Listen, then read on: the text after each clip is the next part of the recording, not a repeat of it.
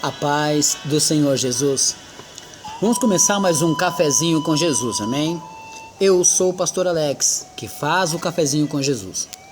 Vamos hoje fazer o nosso segundo áudio, do nosso estudo, Se Pôr na Brecha, amém? Profeta Ezequiel, capítulo 22:30. Ezequiel 22:30, Velho Testamento, você vai encontrar os 4 profetas maiores, Isaías, Jeremias. Lamentações não conta, porque Lamentações faz parte ali junto com Jeremias, Então é Isaías, Jeremias, Ezequiel, que é o livro que nós estamos lendo, e Daniel, são os 4 profetas maiores, amém? Até aí? Ontem nós falamos sobre pessoas que não querem se pôr na brecha ou arranjam algum tipo de desculpa de não estar na brecha, como Deus está procurando, Essa brecha que Deus está falando não é brecha de estar em falha, é de tampar a brecha, um buraco no muro. Então Deus quer que nós tampe aquele buraco, senão quem está lá fora vai ver quem está aqui dentro. E aí é complicado, tá entendendo? Se tiver um buraco na sua casa, vai entrar vento, pode entrar bichos, o que você tem que fazer? Tampar a brecha, tampar o buraco. Assim é o que Deus quer, que a gente venha ajudar as pessoas, Estando na brecha. Vamos ler? Ezequiel capítulo 22 e verso 30 diz assim, E busquei dentre eles um homem que estivesse tapando o muro, e estivesse na brecha, perante mim por esta terra, para que eu não o destruísse, mas a ninguém achei. Conclusão: Deus vai destruir uma terra.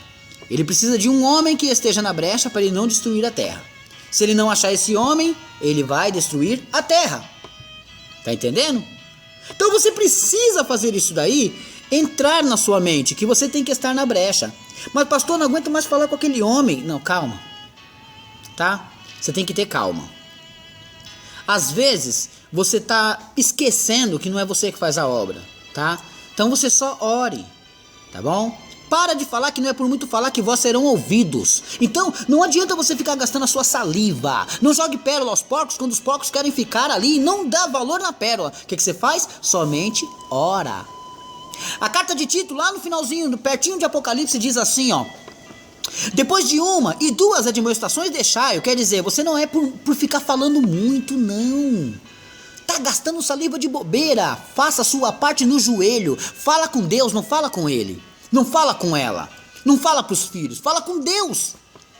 Porque se você não tem força suficiente para salvá-lo, quem é que pode salvar? Jesus. Então o que você tem que fazer? O que ele falou: entrar no teu quarto e orar. Quem foi que falou isso, pastor Alex? Foi Jesus. Jesus falou que você tem que falar com o Pai, você tem que, passar suas petições ao Pai.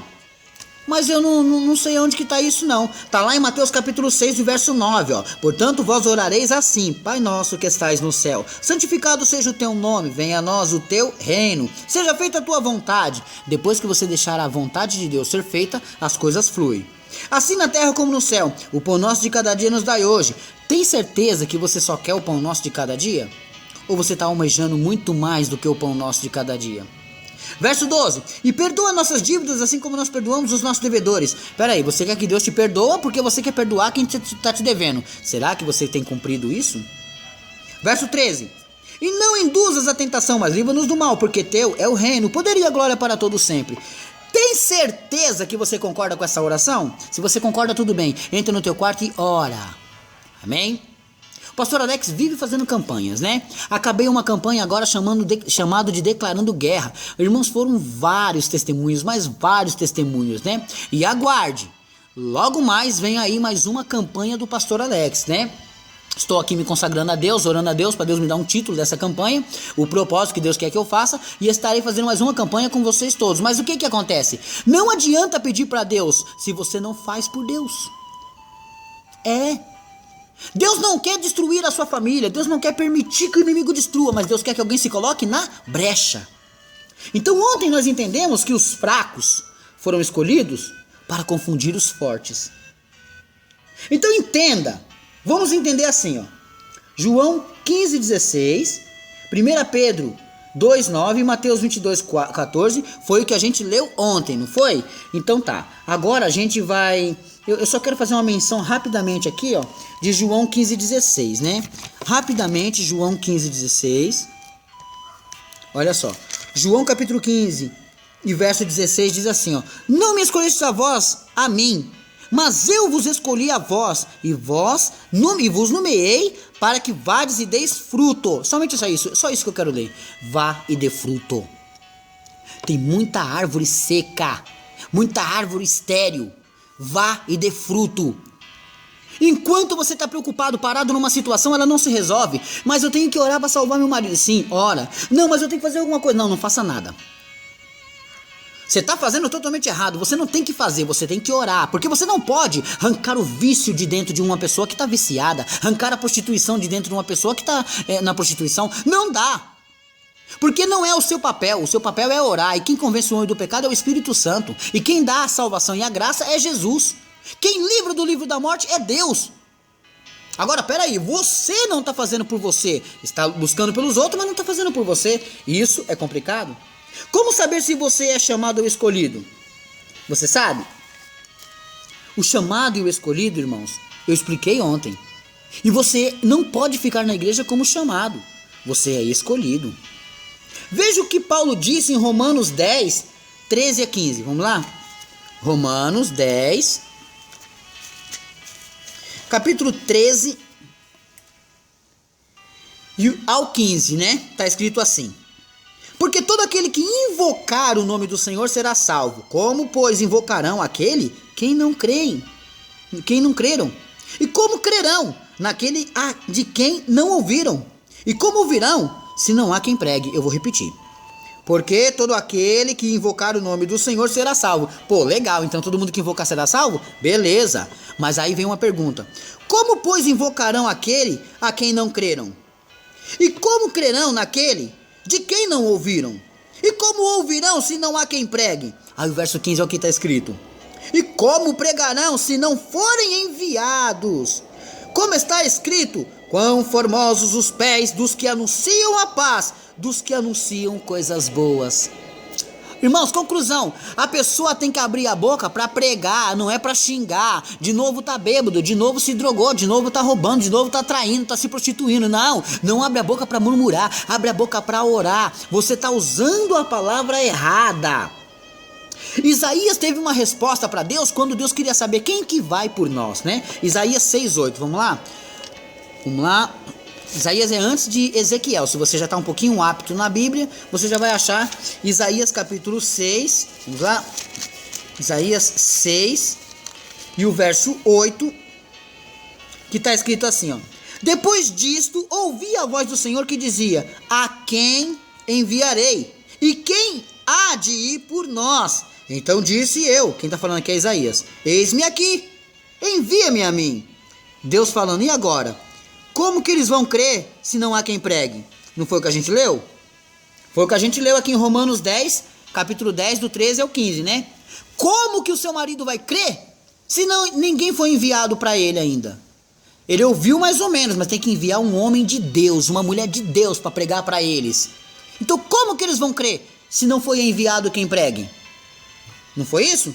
Eu vou emendar os dois versículos para vocês. Deus me deu a ideia, eu vou fazer. Olha só, Romanos capítulo 10, vamos lá? Romanos capítulo 10, do 13 ao 15, eu vou emendar com Isaías 6, verso 8. Repara, Romanos capítulo 10, do 13 ao 15.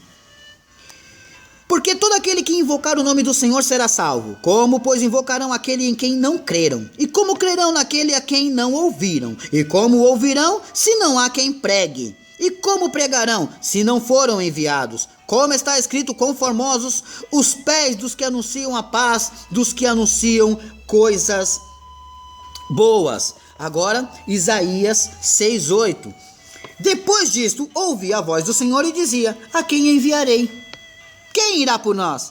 Então disse você que está aí agora. Você vai dizer assim, ó: eis-me aqui, envia-me a mim.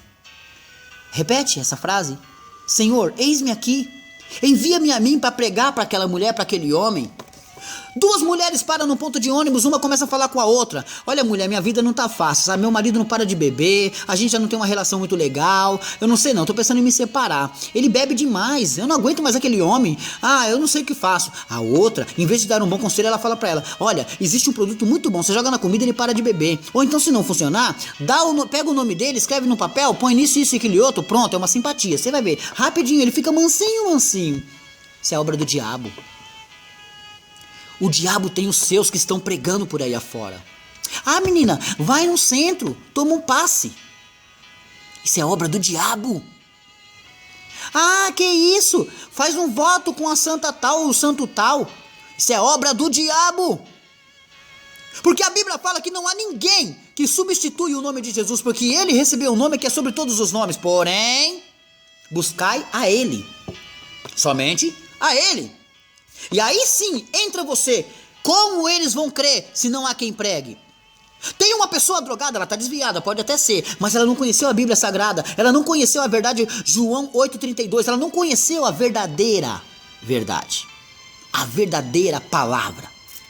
Então, se não há quem pregue, como que nós vamos fazer? Aí Deus fala: e aí, o que a gente vai fazer? Quem que a gente vai enviar? Isaías olhou e falou: eis-me aqui, envia-me a mim. A mesma coisa é o que eu digo pra você agora.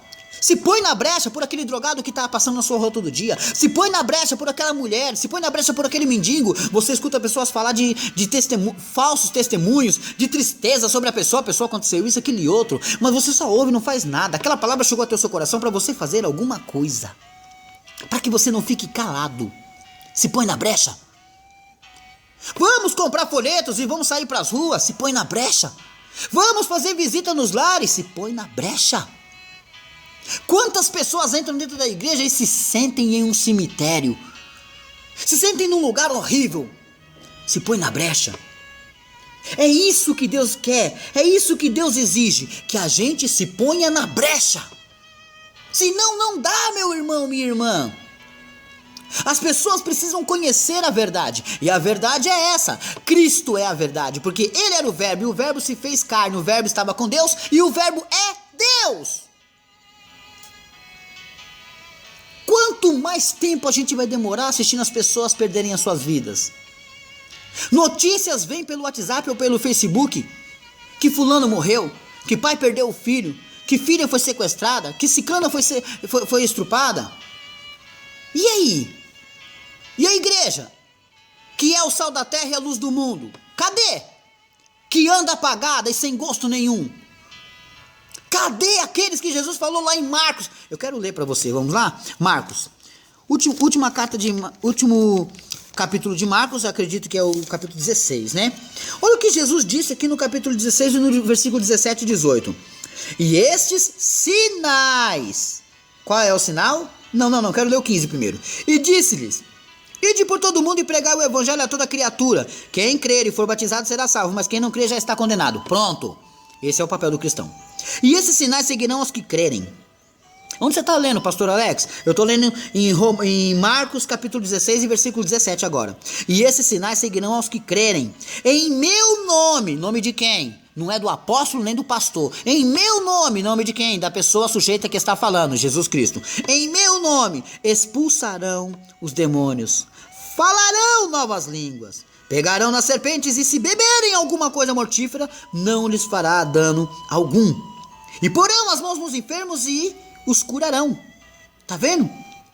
Por que ele disse em meu nome? Porque Filipenses capítulo 2 e verso 9 diz assim que ele recebeu um nome que é sobre todo nome. Então acabou. Não precisa de balinha, de fitinha, de enfeitinho, não. Nada substitui o poder do nome de Jesus. Acabou. Se põe na brecha. O pastor tá bravo. Tô desesperado para salvar sua vida. Tô desesperado pra gente fazer alguma coisa e sair do comodismo. Uma certa vez eu disse em umas igrejas e continuo falando no cafezinho. Algumas pessoas vão conhecer esse corinho, né?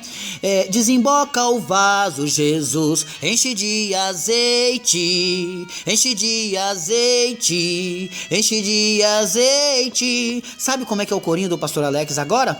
Dê castigo ao vaso, Jesus, tira seu deleite, tira seu deleite, tira seu deleite. Pra quê? Pra que você se desperte e se ponha na brecha. As pessoas estão morrendo, necessitando da gente. Nós precisamos pregar o evangelho em tempo e fora de tempo, e que pregue a verdade. Não interessa se goste ou não goste, mas que pregue a verdade. Não podemos mais ficar calados. Amém? Hoje eu finalizo aqui, irmãos. Amanhã tem mais um áudio de Se Põe na Brecha. Amém?